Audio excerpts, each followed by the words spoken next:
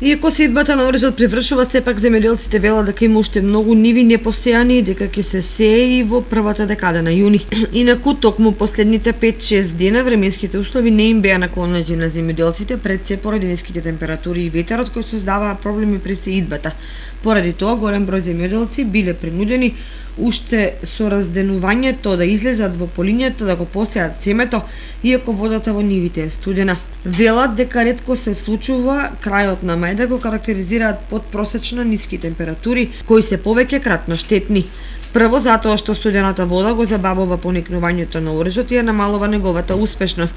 Потоа вегетацијата на културата е побавна за сметка на плевелите, кои во вакви услови доминираат и наметнуваат потреба од примена на поголеми количини хемиски препарати за уништување.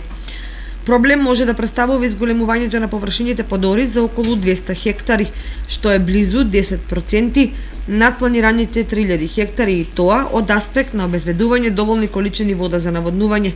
Доколку не паднат над просечни количини дожд до крајот на јуни, под голем знак прашалник ќе биде извршувањето на наводнителната сезона до самиот крај.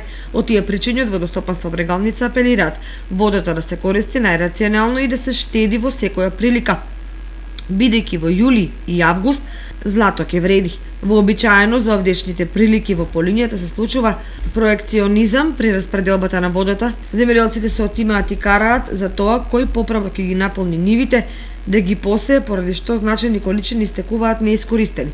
Поради ваквите состојби и појави, директорот на Водостопанство Брегалница најави изјава за медиумите, на која ќе посочи на проблемите околу наводнувањето и потребата од одговорно однесување во полињата.